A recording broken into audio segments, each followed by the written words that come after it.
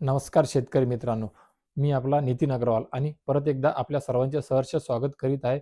माझे YouTube channel Bharat का लाल एन के अग्रवाल आणि फेसबुक पेज भारत का लाल एन के अग्रवाल नितीन अग्रवाल यामध्ये. तर शेतकऱ्यांना खूप दिवसापासून मी पाहत आहे, खूप बरेचसे शेतकरी मला या संदर्भात भेटलेले आहेत. तो विषय म्हणजे पी एम किसान सन्मान निधी.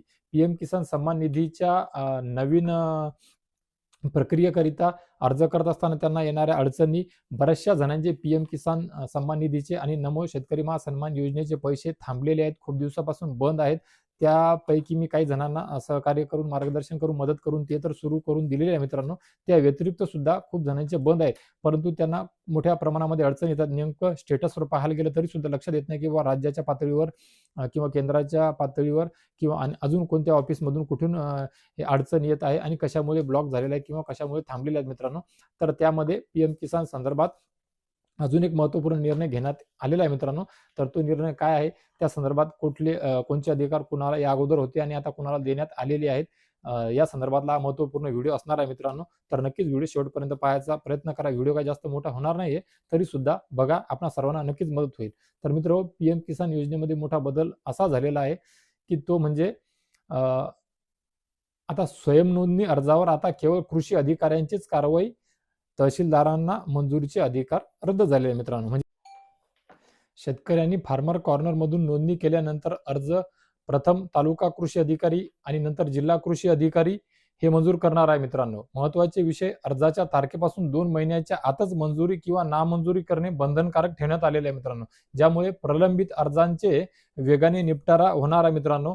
तसेच यामुळे प्रधानमंत्री किसान सन्मान निधी योजनेमध्ये सुद्धा नवीन लाभार्थ्यांची नोंदणी आणि मंजुरीची प्रक्रिया आता अधिक वेगवान आणि स्वयं नोंदणी केलेल्या अर्जांवर केवळ तालुका आणि जिल्हा कृषी अधिकाऱ्यांनीच कारवाई करावी लागणार आहे मित्रांनो. हे खूप महत्वाचा विषय आहे आणि हाच महत्वाचा मोठा बदल पीक विमा किसान सन्मान निधी योजनेच्या या अपडेटच्या माध्यमातून आपण घेतलेला आहे मित्रांनो. तर तहसीलदार आणि उपजिल्हाधिकाऱ्यांना कोणतेही मंजुरीचे अधिकार देण्यात आलेले नाही मित्रांनो, जे या अगोदर होते. अर्ज मंजूर करताना जमीनधारणा, कुटुंबातील सदस्य संख्या आणि अपात्रतेचे निकष यांची काटेकोरपणे पडताळणी केली जाणार आहे मित्रांनो. या निर्णयामुळे शेतकऱ्यांना वेळेत पीएम किसानचा लाभ मिळण्याचा मार्ग सुद्धा मोकळा होणार आहे मित्रांनो. तर ही होती पीएम किसान संदर्भातली आपल्या स्थानिक पातळीहून जे अर्जदार आहेत त्या अर्जांचा निपटारा आणि त्यांना मान्यता देण्यासंदर्भातली खूप महत्त्वपूर्ण अपडेट. तिथे काही त्रुटी असली तर ती सुद्धा तुम्हाला निदर्शनास आणून दिल्या जाईल. तुम्हाला त्याच्यावर सुद्धा तोडगा काढता येईल. कागदपत्र काही आवश्यक वाटली तर ती सुद्धा जमा करता येतील, अपलोड करता येतील मित्रांनो.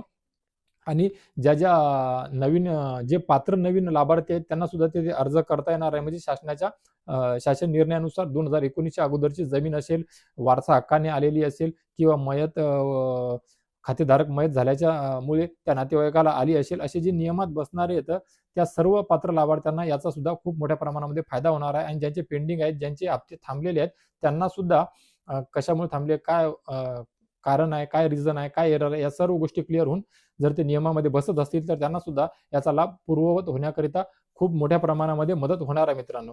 तर आशा करतो की ही पीएम किसान सन्मान निधी योजनेसंदर्भातली एक महत्त्वपूर्ण अपडेट जी होती ती आपणापर्यंत पोहोचवण्याचा प्रयत्न केला मी, आणि ती तुम्हाला नक्कीच आवश्यक आणि महत्त्वपूर्ण माहितीपूर्ण वाटली असेल अशी आशा करतो. तर अशीच माहिती, वेळोवेळी विश्वासार्ह माहिती आपणा सर्वांपर्यंत मी पोहोचू शकेल याकरिता माझ्या चॅनलला सबस्क्राईब करा, पेजला फॉलो करा, व्हिडिओला लाईक करा, बेल आयकॉनचे बटन दाबा आणि इतर शेतकऱ्यांपर्यंत ही माहिती पोहोचावी याकरिता हा व्हिडिओ त्यांच्यापर्यंत सर्वदूर शेअर करा मित्रांनो. तर भेटूया एका नवीन व्हिडिओमध्ये नवीन माहितीसह. तोपर्यंत धन्यवाद.